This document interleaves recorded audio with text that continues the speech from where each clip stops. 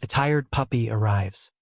The familiar lurch of the plane settling onto the tarmac sent a wave of relief through Maya, heavy and sweet like a lullaby. Her carry-on felt like it had gained 5 pounds since she'd left Seattle, and the thought of another security line made her shoulders ache.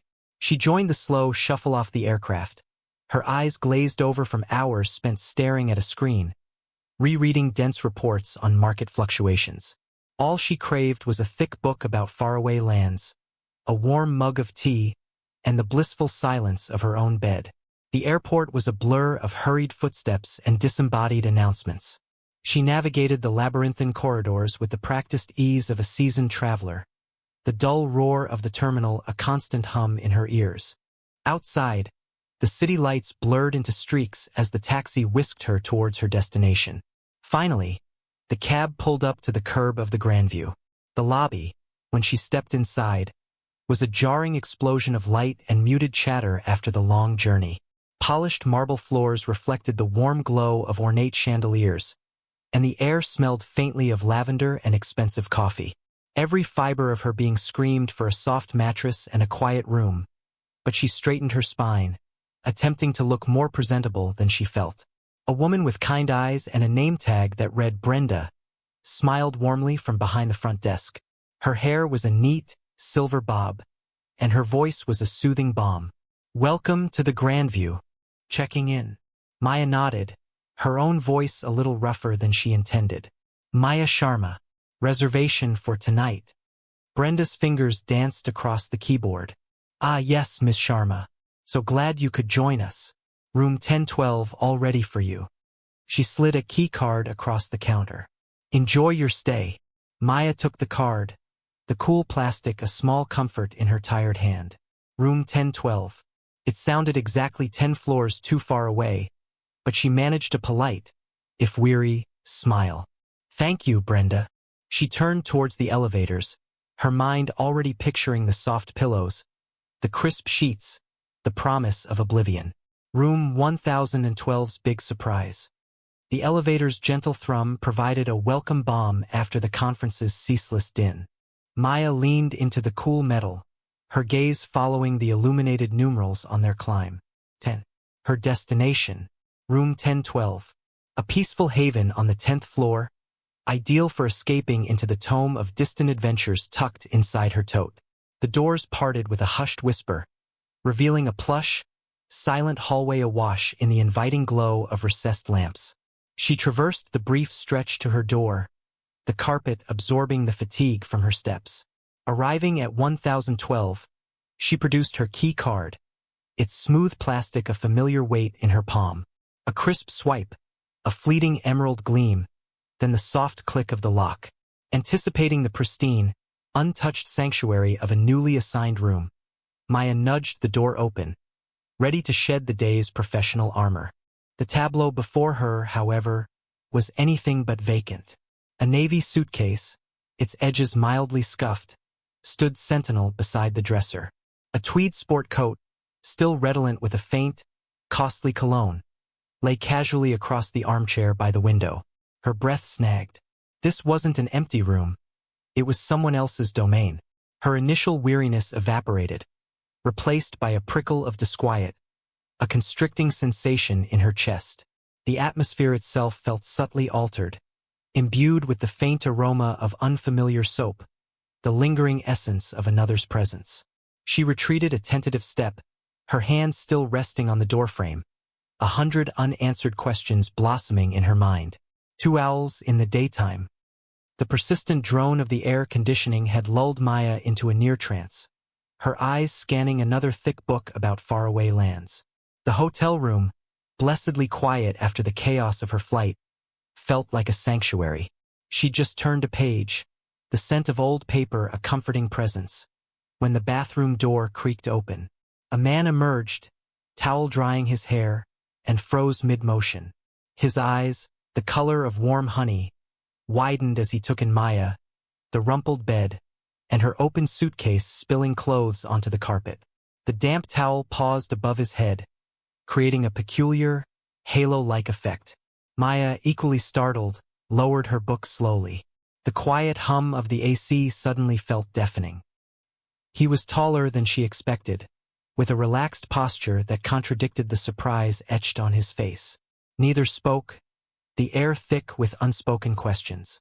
It felt like two owls, usually nocturnal, had stumbled upon each other in the glaring daylight. "Well," he finally said, his voice a low rumble, a hint of amusement playing at the corners of his mouth. "This is an adventure, isn't it?" He gestured vaguely around the room. "Is this your room?" Maya blinked, pulling herself from the stupor of surprise. "My room? Of course it's my room. Room 407. She gestured towards the key card resting on the bedside table. "I checked in an hour ago." He dropped the towel, letting it fall forgotten to the floor. A small, incredulous laugh escaped him. 407? That's what's on my key card too. I just finished showering. He ran a hand through his damp, dark hair, a puzzled frown replacing his earlier amusement. "Unless I've sleepwalked into the wrong dimension, I'm pretty sure this is where I was supposed to be." They both stood, a tableau of bewilderment. The late afternoon sun, filtering through the window, cast long shadows, making the familiar hotel room feel suddenly foreign. The faint scent of his soap, clean and fresh, mingled with the older, dustier aroma of the room. This wasn't just a mix-up. It was a head-scratcher of epic proportions. The great mix-up. The silence in the opulent hallway was broken only by the soft click of Maya's key card against the lock. She pushed the heavy door inward, stepping into what she assumed was her sanctuary for the night. Before she could fully appreciate the plush carpet or the muted artwork, a voice, deep and slightly amused, cut through the air. "Well, this is an adventure, isn't it?" Maya froze, her eyes widening as they landed on a man already seated on one of the twin beds. A half-unpacked suitcase splayed beside him. Leo, as she now knew him, held up a key card identical to hers. "Room 1012, he stated, a wry smile playing on his lips. Maya instinctively clutched her own card. "Mine too," she managed, her voice a little breathless. A wave of exhaustion, which she thought had receded, crashed over her anew. This was the last thing she needed. They stood for a moment, two strangers in an identical predicament, before Leo gestured towards the phone. "Shall we call the front desk? Or perhaps we should arm ourselves with pillows and fight for dominance?" Despite her fatigue, Maya felt a small smile tug at her lips. "I think the phone is the safer option." Leo reached for the receiver, placing it on speaker. After a few rings, a cheerful voice answered. "Brenda at your service. How can I help you?" "Hi Brenda," Leo began. "It seems there's been a slight mix-up. My colleague and I both have key cards for room 1012. He glanced at Maya, who nodded in confirmation. There was a pause, followed by a faint clatter of keys on the other end. "Oh dear, room 1012, you say? Let me just check." "Goodness gracious. It seems there's been a bit of a glitch in our system. And with the annual Cookie Con in town, we're completely booked. Not a single crumb of a room left." Brenda's voice was genuinely apologetic. "It looks like room 1012 is indeed the only available accommodation. Mr. Davies, Ms. Montgomery," Maya supplied, her earlier politeness now tinged with a hint of disbelief. "Ms. Montgomery, I am so terribly sorry for the inconvenience. Would you like me to send up extra towels?" Leo exchanged a look with Maya, a mischievous glint in his eye. "Well, Brenda, this is an adventure, isn't it? I suppose we'll make do. Thanks for the update." He hung up, then turned to Maya. "Cookie-con, eh? Who knew? An unexpected adventure." The silence in the room was thick, heavier than the plush comforters draped over the beds. Maya sat on the edge of her designated twin, the floral pattern of the duvet doing little to brighten her mood. Her travel bag, still zipped, lay beside her feet like a forlorn sentinel. Across the small space, Leo occupied the other bed, his posture mirroring hers in its awkward rigidity.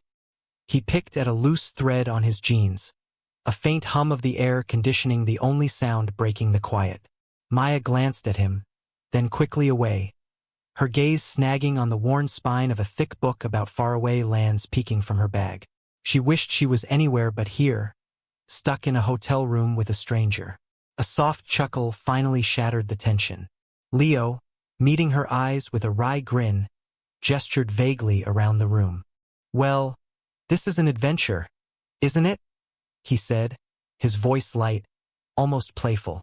Maya blinked, a tiny smile twitching at the corner of her lips.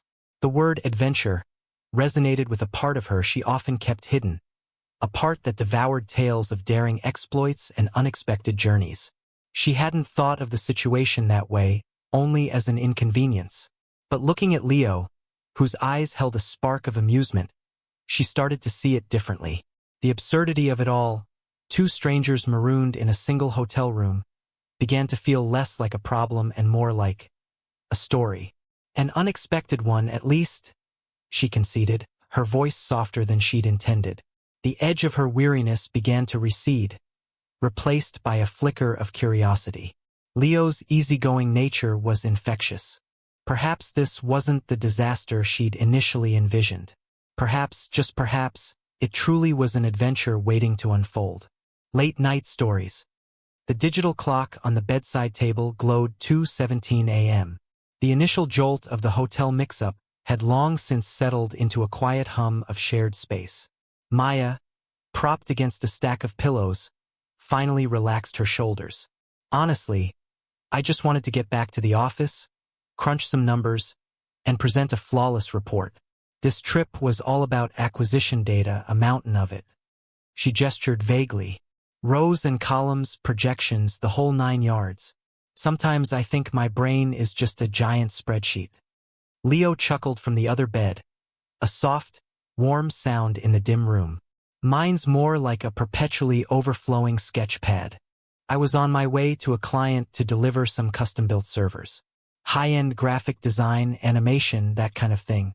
They need machines that can render a dragon in under 3 seconds.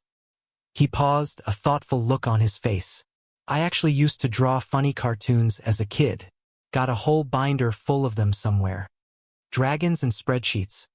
Maya mused, a small smile playing on her lips. A strange combination. The weariness began to recede, replaced by a novel sense of ease. "Speaking of childhood, did your parents ever make you eat something you absolutely detested?" Leo groaned dramatically. "Spinach casserole. My mom swore it was good for my bones. Tasted like swamp water and regret." He shivered theatrically. "I'd try to hide it under my mashed potatoes." "What about you?" "Brussels sprouts," Maya declared with a mock shiver. "The smell alone was enough to make me flee the kitchen. I used to pretend I was a princess in a faraway land, and the sprouts were tiny, poisonous shrubs I had to avoid. I loved thick books about faraway lands." A quiet laugh escaped her. The clock now read 3:05 a.m., but the exhaustion had magically lifted, replaced by a comfortable current of conversation. The hotel room, once a scene of inconvenient chaos, now felt surprisingly cozy, like old friends. The awkward silence that followed Leo's apology for the missing second bed was quickly diffused by his easy chuckle. "Well, this is an adventure, isn't it?" He gestured vaguely at the room. "At least it's a big one." Maya, still tired but feeling a flicker of amusement despite herself, offered a small smile. "An adventure, perhaps, or a very elaborate test of patience." She noticed a sketchbook peeking out from his bag on the floor. "Do you draw?" she asked, a genuine curiosity replacing her earlier reservation. Leo's eyes lit up. "Oh yeah, mostly funny cartoons. Little vignettes of everyday life, exaggerated for comedic effect. People tripping over invisible obstacles, cats plotting world domination, that kind of thing." He reached for the book, flipping it open to a page depicting a very serious-looking squirrel attempting to hotwire a tiny car. Maya let out a soft laugh, a sound that surprised even herself. "They're good," she said, her gaze lingering on the squirrel. "Very expressive."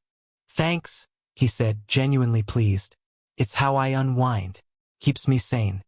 He glanced at the thick paperback clutched in her hand. "And you? What's your escape?" "Books," Maya replied, tapping the cover. "Thick ones." about faraway lands and impossible quests. Anything that takes me completely out of here. Really? She pictured the sprawling fantasy epic she'd been halfway through before the trip. Lost in a good story is my kind of sane. I can appreciate that, Leo said, leaning back against the headboard, a comfortable ease settling between them. There's nothing quite like getting lost in someone else's imagination. A comfortable quiet descended then, not awkward like before, but filled with a shared understanding. They sat in companionable silence for a moment, the hum of the air conditioning the only sound.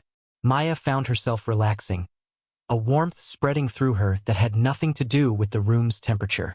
Felt surprisingly easy, like they'd known each other for longer than just a few confusing hours. A quiet laugh escaped her as she thought of the squirrel, and Leo's eyes met hers, a mirroring smile on his face. A special treasure. The morning light, buttery and warm, spilled through the window, painting stripes across the crisp white duvet. Maya stirred first, the lingering scent of stale coffee from yesterday's thermos giving way to the faint, sweet aroma of toast Leo had managed to procure from somewhere downstairs. "Morning," he said, handing her a steaming mug. Real coffee this time, and actual food. She took a careful sip, the rich warmth a welcome shock. "Thank you. This is a vast improvement." A small smile played on her lips. "How did you swing this?" Leo winked.